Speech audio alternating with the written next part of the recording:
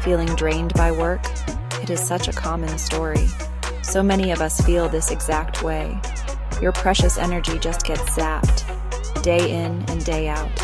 You start to dream of something more, something truly peaceful, something filled with genuine purpose. This is not just some wild fantasy, my friend. It absolutely can be your reality. You truly deserve that kind of life. Imagine a life where you wake up feeling genuinely excited, not filled with that familiar sense of dread. A life that is overflowing with joy, not weighed down by constant, unrelenting stress.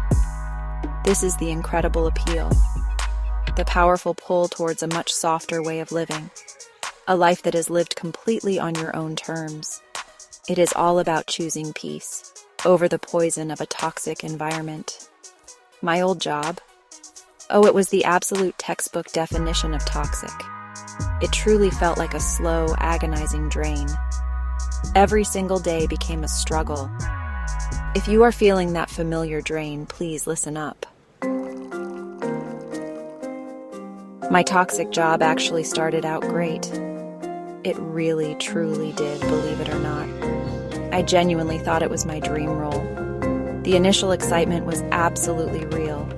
I poured my entire heart and soul into it. I gave it my absolute all, every single day. But then, slowly, almost imperceptibly at first, things started to change. The beautiful dream began to curdle. It transformed into something else entirely, something quite dreadful. The pressure began to mount steadily. Unrealistic deadlines quickly became the accepted norm. And the supposed support system? Well, it completely vanished into thin air. I felt incredibly isolated, constantly on edge, waiting for the next crisis.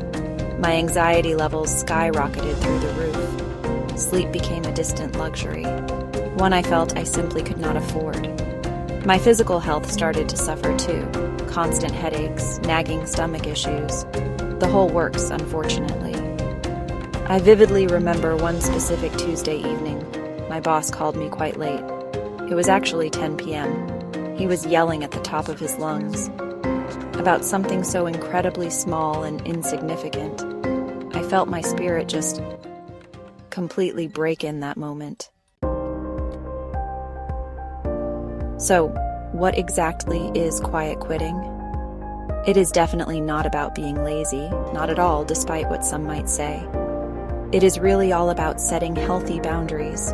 It is about doing your actual job, the specific job you were hired to do, and absolutely nothing more than that. No more working for free overtime hours, no more constantly taking on extra unassigned work, especially without any extra pay, or even basic recognition. For me, quiet quitting was an absolute lifeline. It was a practical way to reclaim my sanity, while I carefully figured out my very next move. I knew I couldn't just walk out the door. Not right away, at least. I had bills that needed to be paid. I had responsibilities to consider. So I started to quietly disengage myself from all the surrounding toxicity, but importantly, not from my core duties and responsibilities. It began with a series of small, intentional shifts. I stopped checking my work emails after 5 p.m. I made sure to take my full lunch break, always away from my desk to get a real break. I started to say no to new projects that were clearly not in my job description.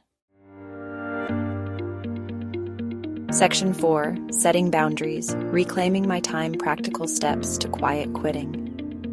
My very first practical step was incredibly simple. I clearly defined my official work hours, and then I stuck to them, absolutely religiously. From 9 a.m. to 5 p.m. That was it, no exceptions.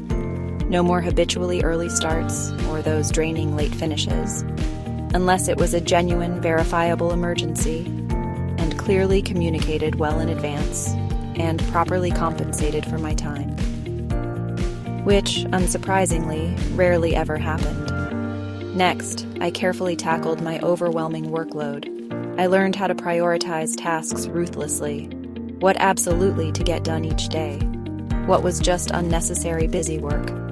I focused intently on the essentials, the core tasks that truly mattered, for my specific role and responsibilities. I completely stopped volunteering for every single thing. I allowed others to step up, or sometimes I just let non-critical things slide. Effective communication was absolutely key during this phase. I learned how to say no politely, but also very firmly. Phrases like, "I don't have the bandwidth for that right now," became my go-to. Or, "I can certainly take that on, but what current task should I deprioritize to make space?" Section 5. Building my soft life. Sanctuary, faith, femininity, and financial freedom. My personal soft life journey truly started with faith. For me, that specifically meant reconnecting with my spirituality. This connection gave me incredible strength and a much broader perspective on things. It gently reminded me that I was not alone, that there was a bigger, more beautiful plan unfolding. This profound inner peace was absolutely foundational. It effectively anchored me. Throughout the entire challenging transition period, embracing my femininity was the very next important step. For far too long, I had been stuck in hustle mode, operating with almost all masculine energy. I slowly rediscovered the profound joy of softness, of calm receptivity, of genuinely nurturing myself first. This meant consciously slowing down my pace, taking time to enjoy beauty in everyday things, prioritizing essential rest, and consistent self-care practices. It felt like finally coming home to myself. Then came the pursuit of financial freedom, or at least the dedicated path towards achieving it. I started actively exploring various passive income streams. This was an absolutely crucial element for me. I desperately wanted to have options. I was determined not to be dependent on any single job ever again in my life. I researched extensively. Section 6. A letter to my younger self. And to you, if you're feeling stuck. If I could go back and talk to my younger self, the one who was drowning in that awful toxic job, I would say this to her: your well-being matters more than anything, more than any fancy job title, more than any impressive salary figure. Please listen closely to your intuition. That uneasy feeling deep in your gut, it is absolutely telling you the truth. Do not ever ignore it, my dear. I would also tell her, you are so much stronger than you think. You are incredibly resourceful. You are wonderfully capable. This difficult situation you are in, it is only temporary.